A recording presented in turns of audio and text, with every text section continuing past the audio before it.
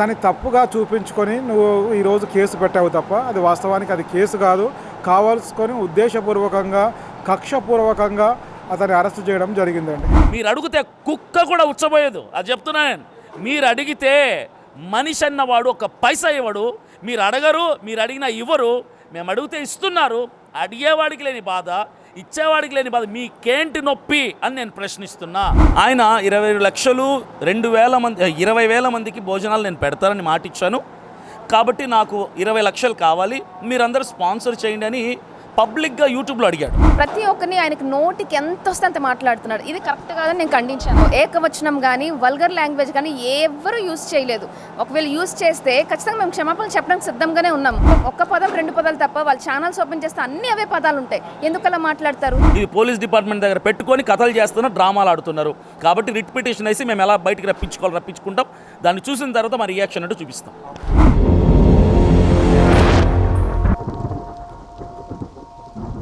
Hi hello నమస్తే, నేను మీ anchor నాగేంద్రని. Praveen పగడాల గారి సంతాప సభలో కొన్ని వ్యాఖ్యలు చేయడం జరిగింది. అదే వ్యాఖ్యల్లో మనకి ఇక్కడ లాయర్స్ కూడా ఉండడం జరిగింది. ఆ లాయర్స్ ఈరోజు మనతోటి మాట్లాడిన విధానాలు, అంటే వాళ్ళు ఎట్లాంటి ప్రాబ్లం ఫేస్ చేశారు అజయ్ బాబు గారికి బెయిల్ తీసుకొచ్చేటప్పుడు, ఆ విషయాలు డైరెక్ట్గా వాళ్ళని అడిగి తెలుసుకుందాం. అజయ్ బాబు గారికి బెయిల్ తీసుకురావడానికి వెళ్ళినప్పుడు ఎలాంటి ప్రాబ్లమ్స్ ఎదుర్కొన్నారు, అండ్ అజయ్ బాబు గారి వ్యాఖ్యల వల్ల మీకు ఎప్పుడైతే ఎట్లా అంటే వాదించే టైంలో ఏమన్నా ప్రాబ్లమ్స్ ఎదురయ్యాయా? ప్రాబ్లమ్స్ ఎదురవటం అంటే పీపీ గారు కొంచెం బాగానే అడ్డుపడ్డారు. అయితే అండి, ఏదైతే కంప్లైంట్ ఇచ్చారో కంప్లైంట్కు వాళ్ళు పెట్టినటువంటి హెడ్స్ ఏదైతే ఉన్నాయో సంబంధం లేనటువంటివి. రెండవది, మొట్టమొదటిగా ఏంటంటే దానిలో ఉన్నటువంటి ఎలిగేషన్స్ ఏమైతే ఉన్నాయో వాటిని వెరిఫై చేయకుండా ఉద్దేశపూర్వకంగా కక్షపూర్వకంగా కట్టినటువంటి ఎఫ్ఐఆర్ ఇది. రెండో విషయం ఏంటంటే కావలసుకొని శ్రీరామనవమి రోజు ఇల్లీగల్గా డిటెన్షన్ చేసి వాళ్ళు రాసిన రిమాండ్ రిపోర్ట్లో ఏమని రాశారంటే కేవలం శ్రీరామనవమి ఉన్నందుకు మాత్రమే వీటిని దృష్టిలో పెట్టుకొని ఇతన్ని డిటైన్ చేస్తున్నామని ఉద్దేశపూర్వకంగానే దీన్ని అరెస్ట్ చేశారండి. అంటే ఇప్పుడు శ్రీరామనవమి కారణంగానే ఆయన అరెస్ట్ చేయడం జరిగింది తప్ప వేరే ఎలాంటి ఇతర ప్రాబ్లం అయితే ఏమీ లేదు. ఉద్దేశపూర్వకంగా ప్రభుత్వం ఒక పన్నాగంతో, ఎందుకంటే ప్రవీణ్ గారి హత్య ప్రయత్నంలో కూడా అంటే ఏదైతే హత్య చేయబడి అని అన్నారని మేము అనుకుంటున్నామో దాని విషయంలో ఎవరైతే గలమెత్తుతున్నటువంటి వాళ్ళంతా కూడా కేవలం క్రైస్తవ మతానికి సంబంధించిన వాళ్ళు.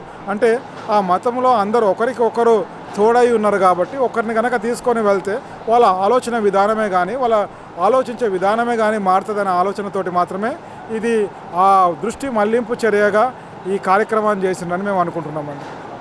మ్యామ్, మీరు ఎప్పుడైనా కూడా న్యాయం తప్పకుండా గెలుస్తుంది. ఎన్ని అవంతరాలు వచ్చినా కూడా న్యాయం తప్పకుండా గెలుస్తుంది. అదొక్కటే నాకు ఇది. సార్ మీరు చెప్పండి. అజయ్ బాబు గారు అరెస్ట్ విషయంలో పోలీసు వాళ్ళు ఎలాంటి ప్రొసీజర్ ఫాలో అవ్వకుండా అన్యాయంగా ఆయన అరెస్ట్ చేయడం జరిగింది. దీనిపైన తదుపరి కార్యాచరణ మా లీగల్ టీం అంతా తీసుకొని హైకోర్టులో వీళ్ళ మీద యాక్షన్ తీసుకోవడానికి పిటిషన్స్ ఇచ్చేస్తాం. ఇంకొకటి ఎవరైనా ఇంట్లో ఉన్నంతసేపే మతమైనా కులమైనా బయటకు వచ్చినప్పుడు అందరం భారతీయులమే. అదొక్కటి మైండ్లో ఉంచుకుంటే మనకి ఇలాంటి సమస్యలు రావని నా ఉద్దేశం. అయితే ఇప్పుడు అజయ్ బాబు గారు చాలా వీడియోస్లో ఆయన చేసినటువంటి వ్యాఖ్యల్లో మీకు అంటే ఇప్పుడు కోర్టులో కూడా చాలా వరకు ప్రాబ్లమ్స్ ఫేస్ చేశారు అనేది కూడా మేము వినడం జరిగింది. బట్ అలాంటి వాదనలు వచ్చినప్పుడు మీరు ఎలా ట్యాకిల్ చేయగలిగారు? నేను ఒక విషయం చెప్తానండి. నువ్వు నీ రైట్ నాకు రైట్ కాదు, నాకు రైట్ నీ రైట్ కాదు. అంటే నీ రైట్ హ్యాండ్ నా రైట్ హ్యాండ్ కాదు, నా రైట్ హ్యాండ్ నీ రైట్ హ్యాండ్ కాదు. అంటే నీ ఆలోచన ప్రకారం ఆలోచించి దాన్ని తప్పుగా చూపించుకొని నువ్వు ఈరోజు కేసు పెట్టావు తప్ప అది వాస్తవానికి అది కేసు కాదు. కావాల్సుకొని ఉద్దేశపూర్వకంగా కక్షపూర్వకంగా అతన్ని అరెస్ట్ చేయడం జరిగిందండి. ఇది వాస్తవం. అబద్ధపు కేసులు పెట్టి అరెస్ట్ చేసి హింసించాలని ఉద్దేశపూర్వకంగా అతన్ని కస్టడీలో పెట్టి ఇది చేశారు. చివరికి న్యాయమే గెలిచింది. అంటే మేము విన్నది ఏంటంటే అసలు ఆయనకి బెయిల్ కూడా రాకూడదు అని చెప్పేసి చాలామంది ప్రయత్నాలు అయితే జరిగినాయి అనేసి చెప్పారు. చాలా ప్రయత్నం జరిగింది. వాస్తవానికి ఏంటంటే అండి, వాళ్ళు పెట్టినటువంటి దాంట్లో బెయిల్ రావద్దని చూశారు. కానీ వాళ్ళు పెట్టినటువంటి దానికి సెక్షన్స్కు మరి రాసినటువంటి మ్యాటర్కు సంబంధం లేదు కాబట్టి అంతకంటే ముందు ఎన్నో సుప్రీంకోర్టు కేసుల కేస్ లాస్ ఇచ్చారండి, సైటేషన్స్ ఇచ్చారు. ఆ సైటేషన్స్లో అలాంటి వాటిల్లో ఎలాంటి చర్యలు తీసుకోవాలా, అట్లాంటివి వచ్చినప్పుడు ఇవి ఏ మాదిరిగా చూడాలా, అది ఏ కోణంగా చూడాలని అవి సుప్రీంకోర్టు ఇచ్చినటువంటి మరి కేస్ లాస్ అంటే సైటేషన్స్ మేము కోర్టు దృష్టికి తీసుకువెళ్ళినప్పుడు కోర్టు మా ఆర్గ్యుమెంట్ తోటి అంగీకరించడం జరిగింది. దానివల్ల వాళ్ళు చేసింది తప్పే అని గ్రహించి మరి ప్రాసిక్యూషన్ వారికి కస్టడీ లేకుండా మాకు రిలీజ్ చేయడం జరిగింది, అంటే బెయిల్ ఇవ్వడం జరిగింది. 41 CRPs ఇవ్వకపోవటమే తప్పు, అది చేయటం తప్పు కాబట్టి మేము ఆ సైటేషన్ని చూపించాం కాబట్టి జడ్జి గారు ఇంప్రెస్ అయిపోయి బెయిల్ మంజూరు చేసింది. అభినవ్ గారు, ఇప్పుడు జరిగినటువంటి ఏదైతే మీటింగ్ ఉందో ఈ మీటింగ్లో మీరు చాలా వరకు రాజకీయాల్లోకి ప్రతి క్రైస్తవుడు రావాలి అని అంటున్నారు. అండ్ అదే కాకుండా ప్రతి క్రైస్తవుడు కూడా సిగ్నేచర్ చేసే స్థాయిలో ఉండాలి అని అంటున్నారు. అది 100% క్రైస్తవులు చేయగలరా, చేయలేరు? చేసేలాగా మేము మోటివేట్ చేస్తాం, మారల్ సపోర్ట్ ఇస్తాం. ప్రతి మండలం స్థాయిలో ఎవ్రీ మంత్ మేము సెమినార్స్ కండక్ట్ చేస్తాం. క్రైస్తవులందరినీ కూడా వాళ్ళని చైతన్యపరుస్తాం. We will bring awareness. మేము చేయగలము అన్నటువంటి ధైర్యాన్ని వాళ్ళకి ఇస్తాము. వాళ్ళకి ఏమైనా సపోర్ట్ కావాలంటే కూడా మేము చేస్తాము. మనకెందుకులే, మేము చేయలేములే, మనకెందుకు రాజకీయాలు అన్న వాళ్ళకి, మేమెక్కడ చేరుకుంటాం, పెద్ద పెద్ద ఉద్యోగాలు మాకెక్కడ వస్తాయి అనుకున్న వాళ్ళకి మేము అవేర్నెస్ తీసుకొచ్చి వాళ్ళని ఉత్తేజపరిచి వాళ్ళని ఎలా అంటే అలాగ మేము మోటివేట్ చేసి ఖచ్చితంగా రానున్న ఎలక్షన్స్లో ప్రతి స్థానంలో, ప్రతి నియోజకవర్గంలో, ప్రతి మండల స్థాయిలో మా క్రైస్తవుల నుంచి పోటీ చేసేలాగా వాళ్ళని సిద్ధపరుస్తాం. క్యాండిడేట్స్ని కూడా ఏర్పాటు చేయడానికి మేము ఆల్రెడీ గ్రౌండ్ వర్క్ చేయడం ఆల్రెడీ స్టార్ట్ అయిపోయింది. యా. సో అదే కాకుండా ఇప్పుడు మీ మీద కొన్ని ఆరోపణలు కూడా రావడం జరుగుతుంది. ఇప్పుడు స్టార్ట్ చేసింది ఏంట్రా అంటే అడుక్కోవడం అనేది కూడా చాలామంది మాట్లాడడం జరుగుతుంది. సో దాని గురించి మాట్లాడాలి అంటే మీకు 7 లక్షలు దేనికి కావాలి, అసలు ఎందుకు వీళ్ళందరూ కూడా దాన్ని టార్గెట్ చేస్తున్నారు? సో ఆ విషయమై మీరేం మాట్లాడారు? రోడ్డు మీద ఏనుగు వెళ్తుంటే పిచ్చి కుక్కలు కొన్ని మొరుగుతాయి. మొరిగే కుక్కలకి సమాధానం చెప్పాల్సిన అవసరం లేదు. కాకపోతే మీరు అడిగారు కాబట్టి మీ మీద ఉన్న గౌరవంతో సమాధానం చెప్తున్నాను. 7 లక్షలు ఎందుకు కావాలంటే కడపలో మేము ఒక ఆదరణ కూడికను ఏర్పాటు చేస్తున్నాం. దానికి 2000 మందికి భోజనాలు ఏర్పాటు చేయాలి. Function hall, AC function hall 50,000 రూపాయలు కట్టాలి. బోల్డ్ అన్ని ఖర్చులు ఉంటాయి, చాలా ఖర్చులు ఉంటాయి. వచ్చే వాళ్ళందరికీ దాదాపు 10-15 రూములు తీయాలి. వీటన్నిటికీ ఖర్చు ఎక్కువ అవుతుంది. నా ఒక్కడి వలన ఖర్చు పెట్టడం కష్టం కాబట్టి నా సిపిఎఫ్ టీమ్ని మీరు నా యూట్యూబ్ ఛానల్ ఎక్కడైనా చూడండి, యూట్యూబ్లో ఎక్కడా కూడా మీరందరూ ఇవ్వండి, ఆదరణ కూడికకి సహాయం చేయండి నేను ఎక్కడ అడగలేదు. నేను అడుగుతుంది నా సిపిఎఫ్ గ్రూప్లో, వాట్సాప్ గ్రూప్లో నా సిపిఎఫ్ టీమ్ మెంబర్స్ని మాత్రమే. ఇది మనం కలిసి చేస్తున్న మొదటి కార్యక్రమం, ఇది మన ఇంటి కార్యక్రమం, సిపిఎఫ్ ఆర్మీ చేస్తున్న కార్యక్రమం అని నా వాట్సాప్ గ్రూప్స్లో నేను పెట్టినటువంటి వాయిస్ మెసేజ్ని నా వాట్సాప్ గ్రూప్లో గొర్రె చర్మం కప్పుకున్న తోడేలు కొంతమంది దొంగలు దూరారు. ఆ దొంగలు ఆ వాట్సాప్లో నేను పెట్టిన పర్సనల్గా నా గ్రూప్ మెంబర్స్కి పెట్టినటువంటి ఆ వాయిస్ మెసేజ్ని బయటకు తీసి ఆ పనికి మాలిన పిచ్చి కుక్క ఒకడు ఉన్నాడు, మహాసేన రాజేష్ గారు, వాడికి ఆ వాయిస్ రికార్డింగ్ పంపిస్తే వాడు దాన్ని నా పేరు పెట్టుకుని, నా ఫోటో పెట్టుకొని ఆ ఛానల్ని సబ్స్క్రైబర్స్ పెంచుకోనికి, రెవెన్యూ పెంచుకోవడానికి నా మీద పిచ్చి కారుకూతలు కూస్తున్నాడు. నేను ఒకటే అంటున్నా, రాజేష్ మహాసేన ఏమైనా రాత్రింబగళ్ళు కష్టపడి ఉద్యోగం చేసి పెట్టుబడులు పెట్టి బిజినెస్లు చేసి సంపాదించాడు ఆ డబ్బులు? అతనికి కువైట్ నుంచి, అబ్రాడ్ నుంచి డబ్బులు ఇస్తే కదా సంపాదించింది, కార్లు కొనుక్కున్నది, ఇల్లులు కట్టుకున్నది, రాజకీయాల్లోకి వచ్చింది. ఎందుకు జరిగాయి ఇవన్నీ కూడా? ఎవరి డబ్బు? ప్రజల డబ్బు కాదా? ఈరోజు ట్యాక్సులు కడుతున్నారు. ఎవరు కడుతున్నారు? ప్రజలు కడుతున్నారు.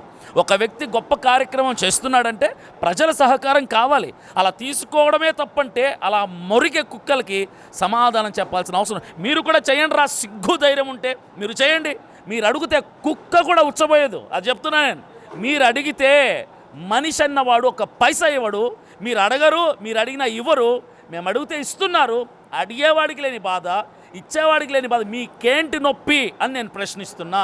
మీకెందుకు నొప్పి? మీరు పెట్టండి 7 లక్షలు ఖర్చు, మీరు అడగండి, నేను కూడా ఇస్తా, సహాయం చేస్తా. మీకు దమ్ముంటే, ధైర్యం ఉంటే మీ ఊళ్ళల్లో ఆదరణ కూడిక ప్రవీణ్ పగడాల గారి కోసం ఏర్పాటు చేయండి. నేను 50,000 రూపాయలు నేను కానుకగా విరాళంగా ఇస్తా. 7 లక్షలు ఖర్చు పెట్టండి, మీరు కూడా అడగండి, ఇస్తే చెయ్యండి. దమ్ము లేని దద్దమ్మల్లాగా, చావచచ్చిన సన్నాసుల్లాగా, చేయడం చేతకాని వేధవలు మీరు. చేసే వాళ్ళకి వంకలు పెట్టి పేర్లు పెడతారా? పిచ్చి కుక్కల కంటే దారుణమైన వ్యక్తులు మీరు. సో అదే కాకుండా ఏంటంటే ఇప్పుడు మీతో పాటు ఇంకొక పాస్టర్ని కూడా చూపించడం జరిగింది. ఆ మనిషి 22 లక్షలు అని చెప్పారు. సో మన ఒక ఇంటర్వ్యూలో మీరు చెప్పడం కూడా జరిగింది అది సబబు కాదు అని చెప్పి. సో అతన్ని కూడా అట్లా టార్గెట్ చేయడం వల్ల అందులో మీ ఫోటో కూడా కనిపించడం వల్ల జనానికి ఒక చాలా పెద్ద క్వశ్చన్ మార్క్ అయిపోయింది. ఇప్పుడు ఇద్దరు కూడా కలిసి కుమ్మక్కై పని చేస్తున్నారా? నాగేంద్ర గారు ఒకటే చెప్తున్నాను, మీరు చెప్పిన ఆ వ్యక్తి ఎవరో కాదు, వికేఆర్ గారు, విజయ్ కుమార్ గారు. ఆయన 20 లక్షలు 20,000 మందికి భోజనాలు నేను పెడతానని మాట ఇచ్చాను. కాబట్టి నాకు 20 లక్షలు కావాలి, మీరందరూ స్పాన్సర్ చేయండి అని పబ్లిక్గా యూట్యూబ్లో అడిగాడు. నేను నా గ్రూప్ మెంబర్స్ని అడిగాను, నేను యూట్యూబ్లో ఎక్కడ అడగా. కానీ ఆయనకు నాకున్న వ్యత్యాసం ఏంటంటే ఆయన సొంతంగా కార్యక్రమాన్ని చేపట్ల. ఏఐసిసి టీం మెంబర్స్ అందరూ 50 మంది దాకా ఉంటారు, లీడర్స్ అందరూ.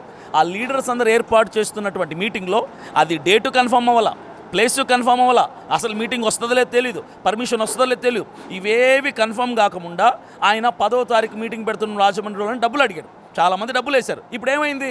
ఆ మీటింగే లేదు, ఆ మీటింగే క్యాన్సిల్ అయిపోయింది, పర్మిషన్ దొరకలేదు. ఏమైంది? ఇవి తప్పు అంట. నేను 10 మందితో కలిసి చేసేటప్పుడు 10 మంది ఒపీనియన్ తీసుకొని పర్మిషన్ తీసుకొని అడగాలి, అడగడం తప్పు కాదు. ఇప్పుడు అభినయ్ దర్శన్ కడపలో చేస్తున్నాడు, నాకు టీం లేదు, నేను ఒంటరిగా చేపట్టినటువంటి కార్యక్రమం ఇది. తలా కొంచెం సహాయం చేస్తున్నారు, కలిసి చేస్తున్నాం, చేయటం మంచిదే కదా. ఎందుకు చేస్తున్నాం? ప్రవీణ్ పగడాల గారిది ఎందుకు చేయాలి, మీ దగ్గర డబ్బులు లేనప్పుడు అంటే చేస్తున్నాం. ఎందుకు తెలుసా? చరిత్రలో ఈ 2 తెలుగు రాష్ట్రాల ప్రజలు, క్రైస్తవులు ఎవరు కూడా ప్రవీణ్ పగడాల గారి మరణాన్ని మర్చిపోవడానికి వీలు లేదు. అది జ్ఞాపకం చేస్తూనే ఉంటాం. క్రైస్తవుడి రోషం తగ్గకూడదు. కాబట్టి ఇది కడపలో మాత్రమే కాదు, రాష్ట్రంలో ఆంధ్రప్రదేశ్లో 24 జిల్లాలో డిస్ట్రిక్ట్ హెడ్ క్వార్టర్స్లో చేస్తూనే ఉంటాం. సహకారం అడుగుతూనే ఉంటాం, వచ్చినంత సహకారం తీసుకుంటాం, మిగిలింది మా చేతి నుంచి పెట్టుకొని చేస్తాం. ఇది ప్రవీణ్ పగడాల గారి మరణాన్ని మరీ జ్ఞాపకం చేయడానికి మేము చేస్తున్నటువంటి కార్యక్రమం. రాజ్ బోడా అనేటువంటి ఒక పర్సను రాముడి గురించి ఒక మాట మాట్లాడంగానే కరుణాకర్ సుగుణ గారు ఒక మాట దొర్లారు, లకారాలు. ఓకే, ఆ లకారాలు దొరడం వల్ల ఆ టైంలో చాలామంది వారించారు, అది తప్పని చెప్పారు. కానీ అయినా కానీ అలా రాముడి పేరు తీయడం తప్పని చెప్పి ఆయన చేశారు. కానీ తర్వాత మీరు ఒక మాట అన్నారు, మా పాస్టర్స్ని, ఇప్పుడు మీరు అలా అంటేనే మీరు ఇట్లా అన్నారు కదా, మీరు మా పాస్టర్స్ని ఎన్ని మాటలతో దూషించడం జరిగింది అని కూడా మీరు మాట్లాడారు. సో ఇక్కడ ఏంటంటే దేవుడికి పాస్టర్కి సంబంధం ఏంటి? అక్కడ దేవుడు స్వయంగా మన మధ్యలోకి రాలేడు కాబట్టి దేవుడి స్థానంలో దేవుడు పంపించిన వ్యక్తులే పాస్టర్స్. వాళ్ళనే దేవుడు చెప్పే ప్రతి సమాచారాన్ని అందించే వాళ్ళు సేవకులు, పాస్టర్. అంటే ఇప్పుడు పాస్టర్ని రాముడితో పోలుస్తున్నారా? లేదు, రాముడు వేరు, రాముడు అనేది మీరు అక్కడ ఆ సంబంధం, ఆ సిచ్యువేషన్లో మీరు రాముడి విషయం తీసిన తర్వాత మీరు పాస్టర్ గురించి తీయడం జరిగింది. సో అలా తీయడం అనేది కూడా చాలా వరకు తప్పే అని కూడా చాలామంది కామెంట్స్ పెట్టడం జరిగింది. దాని గురించి మీరేమంటారు? వాళ్ళు రాముడి గురించి మాట్లాడినా లేదంటే ఎవరి గురించి మాట్లాడినా ఆయన ఎక్కువగా మాట్లాడుతున్నారు. మేము అదే విషయంలో బైబిల్ గురించి మాట్లాడారు, పాస్టర్స్ గురించి కూడా మాట్లాడుతున్నారు. మేము రాముడి గురించే కాదు, అక్కడ స్వామీజీ గురించి ఎవరి గురించి మాట్లాడలేదు, కేవలం వాళ్ళున్న వ్యత్యాసాలు మాట్లాడుతున్నారు. కానీ ప్రతి దానికి కూడా ఆయన వల్గర్ లాంగ్వేజ్ యూస్ చేస్తున్నప్పుడు మీరు ప్రతి పాస్టర్ని మాట్లాడుతున్నారు, ప్రతి గ్రంథాన్ని మాట్లాడుతున్నారు. మా క్రైస్తవ గ్రంథాన్ని, బైబుల్ని కానీ, బైబుల్ పాటించే వ్యక్తులను కానీ ప్రతి ఒక్కరిని ఆయనకు నోటికి ఎంత వస్తే అంత మాట్లాడుతున్నాడు. ఇది కరెక్ట్ కాదని నేను ఖండించాను. అంటే ఇప్పుడు ఇక్కడ కరుణాకర్ గారు ఎందుకు ఆ మాట అన్నారంటే, నేను హిందువునని వెనకమాల బుద్ధుడి విగ్రహాలు, కొన్ని మా అమ్మవారి విగ్రహాలు చూపించడం జరుగుతుంది. ఎవరు? రాజ్ బోడా గారు. సో అదే టైంలో ఒక హిందువు అయ్యుండి చిన్నజీ స్వామి గారిని ఆడు ఈడు అని సంబోధించడం కూడా జరిగింది. సో అలాంటి సిచ్యువేషన్లో ఆయన మాట తూలేరని మీరు ఎంత అనుకోలేదు? మాట తూలేడు అంటే ఆయన ఒపీనియన్లో ఆయన స్వామీజీ గురించి ఆయన ఏమనుకున్నాడో మనకు తెలియదు. మరి రాజ్ బోడా గారు అట్లా మాట్లాడేటప్పుడు మీరు ఎందుకు వారించలేకపోయారు? వాళ్ళిద్దరు కాన్వర్జేషన్లో మధ్యలో ఎవరు దూరకూడదు, ఎందుకంటే అక్కడ లైవ్ జరుగుతుంది కాబట్టి మనం ఎక్కువగా మాట్లాడకూడదు. మా వరకు వచ్చినప్పుడు ఖచ్చితంగా మాట్లాడతాం. ఇక్కడ కూడా సేమ్ అదే విధంగా జరిగింది కదా, వాళ్ళిద్దరి మధ్య జరిగింది. అది వాళ్ళిద్దరి మధ్యలో జరుగుతున్నప్పుడు మీరు మధ్యలో మాట్లాడడం జరిగింది. రాజ్ బోడా గారిని ఆయన మాట్లాడుతున్నారు, ఈయన మాతో లైవ్లో ఉన్నారు కదా. రాజ్ బోడా గారు కాన్ఫరెన్స్లో వాళ్ళిద్దరు జరుగుతున్న కాన్వర్జేషన్, కానీ కరుణాకర్ గారు మా ఎదురుగా ఉన్నారు కాబట్టి మేము ఆయన్ని డైరెక్ట్గా ఖండించగలం, కానీ రాజ్ బోడా గారిని మాట్లాడి మధ్యలో డిస్టర్బ్ చేయలేము. కాబట్టి మా వాయిస్ ఆయనకు రీచ్ అవుతలేదు, మాకు తెలియదు. కరుణాకర్ సుగుణ మా ఎదురుగా ఉన్నారు కాబట్టి మీరు మాట్లాడడం కరెక్ట్ కాదు సార్ అని మాట్లాడుతున్నాం. ఎందుకంటే మా గ్రంథం గురించి వాళ్ళు మాట్లాడుతున్నప్పుడు వాళ్ళ గ్రంథం గురించి మేము ఎప్పుడు బూతులు మాట్లాడలే, అసభ్యంగా మాట్లాడలే, కేవలం వ్యత్యాసం చూపించారు. మా గ్రంథంలో ఇది ఉంది, మీ గ్రంథంలో ఇది ఉంది అని చెప్పారు తప్ప ఎప్పుడు ఏకవచనం కానీ కానీ వల్గర్ లాంగ్వేజ్ కానీ ఎవ్వరూ యూజ్ చేయలేదు. ఒకవేళ యూజ్ చేస్తే ఖచ్చితంగా మేము క్షమాపణలు చెప్పడానికి సిద్ధంగానే ఉన్నాము. కాబట్టి మా వైపు నుంచి వాళ్ళు ఎప్పుడు వాడేవి పదజాలాలు వల్గర్ లాంగ్వేజ్. దయచేసి ఆ ఒక్క వల్గర్ లాంగ్వేజ్ మీరు వదులుకుంటే, నేను అదే అడిగాను, మీకు అదే నేర్పిస్తుందా? మీ క్లాసులో ఇలాగే శుద్ధ పూసలు అన్నారు. నాకు చాలా కోపం విషయంలో. ఎందుకంటే ప్రతి ఒక్కరు అట్లా ఉండరు. హిందూస్లోనే 50-50 ఉన్నారు, క్రిస్టియన్స్లో 50-50 ఉన్నారు. ఎవరు మంచోళ్ళు లేరు, అందరూ చెడ్డవాళ్ళు లేరు. అందులో ఉన్నారు, ఇందులోనే ఉన్నారు. ఒకరి గురించి మనం అందరినీ టార్గెట్ చేసి మాట్లాడకూడదు. ఆయనకు అదే చెప్పాను, మీరు మాట్లాడే ప్రతి మాట కూడాను గౌరవంగా మాట్లాడండి. అసభ్యకరమైన మాటలు ప్రతి మాటకి గొడవ వస్తే ఆయన వల్గర్ లాంగ్వేజ్ యూజ్ చేస్తారు. అదే నేర్పించారు ఆయన. వాళ్ళు చెప్తున్న గ్రంథాలు అవే నేర్పించాయా? రోషం వస్తే అలాగే మాకు రోషం వస్తుంది, మాకు కోపం వస్తుంది. కానీ ఈరోజు అలా మాట్లాడలేదే, మాట తడబడలేదే. మహా అయితే ఒక్క పదం 2 పదాలు తప్ప వాళ్ళు ఛానల్స్ ఓపెన్ చేస్తే అన్నీ అవే పదాలు ఉంటాయి. ఎందుకు అలా మాట్లాడతారు? ఆ విషయం నేను ఖండించాను, అడిగాను కూడా. నైస్ అండి.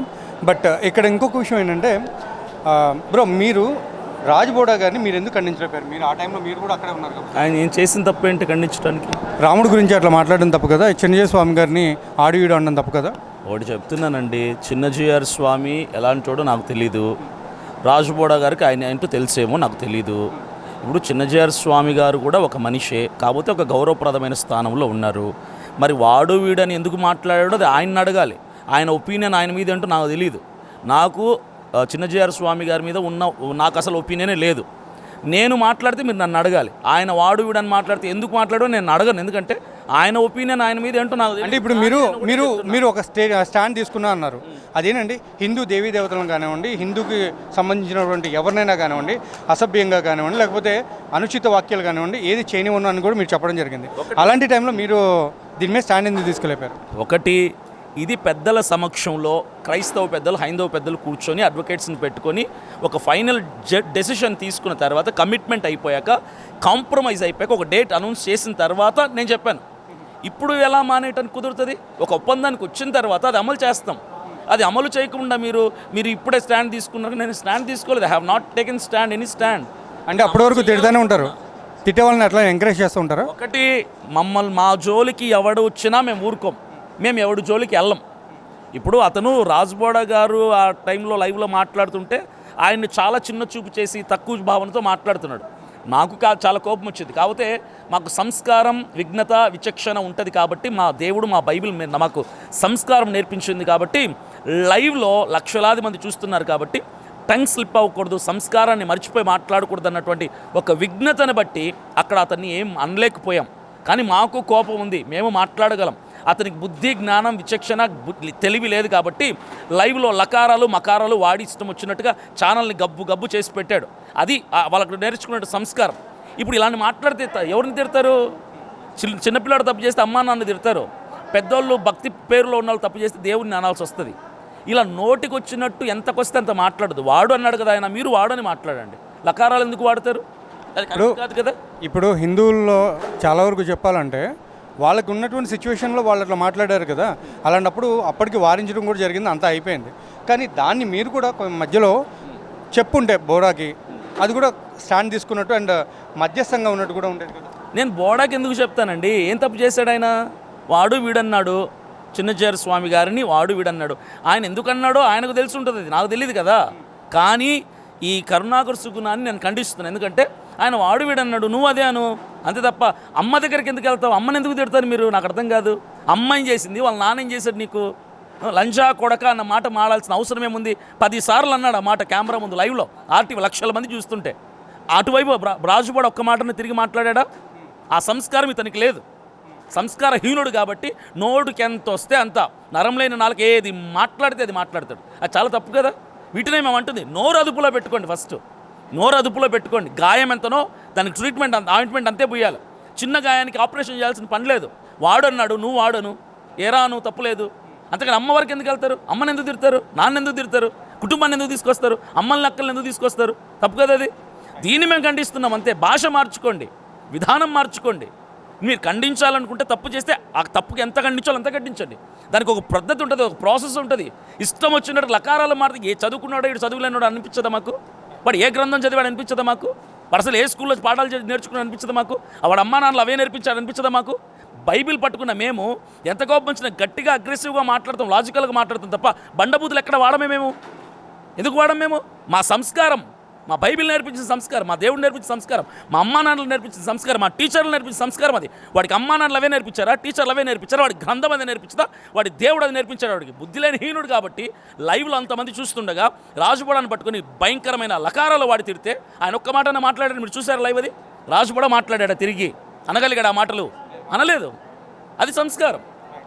ఎనీవే సరే, ఇప్పుడు జరిగినటువంటి పాస్టర్ గారికి సంబంధించి పాస్టర్ ప్రవీణ్ గారిది ఏదైతే ఇన్సిడెంట్ ఉందో దాని గురించి రెట్టి వేస్తున్నారు అనేసి విన్నాను. అవును. అది రేపా లేకపోతే ఎల్లుండే? ఇప్పుడు రిట్ పిటిషన్ వేయడానికి ఆల్రెడీ ఇప్పుడు అడ్వకేట్స్ వచ్చారు కదా, వాళ్ళతో నేను నిన్ననే మాట్లాడాను. ఆల్రెడీ ఆర్టీవీ ఇంటర్వ్యూ అయిన తర్వాత వెంటనే హైకోర్టు అడ్వకేట్స్తో మాట్లాడితే ఖచ్చితంగా వేద్దాం, అవి కూర్చొని మనం మాట్లాడదాం, డిస్కస్ చేద్దాం. రిట్ పిటిషన్ వేయబోతున్నాము, అది తెలంగాణలో వేయాలని ప్రిపేర్ అయ్యాం మేము. సో రిట్ పిటిషన్ వేస్తాము. మాకు ప్రవీణ్ పగడాల గారి ఆ రోజు మార్చి 24వ తారీఖు ఉదయం నుంచి రాత్రి 12:30 వరకు ఉన్న కాల్ డేటా మొత్తం కావాలి, ఫోన్ కాల్ డేటా మొత్తం. ఆ ప్రవీణ్ పగడాల గారు ఎక్కడైతే మరణించిన స్థలం ఉందో ఆ Nayara petrol bunk front camera యొక్క ఆయన మరణించడానికి ముందు గంట, మరణించిన తర్వాత గంట, 2 గంటలు ఫుటేజ్ కావాలి. ఇది పోలీస్ డిపార్ట్మెంట్ దగ్గర పెట్టుకొని కథలు చేస్తున్నారు, డ్రామాలు ఆడుతున్నారు. కాబట్టి రిట్ పిటిషన్ వేసి మేము ఎలా బయటికి రప్పించుకుంటాం, దాన్ని చూసిన తర్వాత మా రియాక్షన్ అంటూ చూపిస్తాం.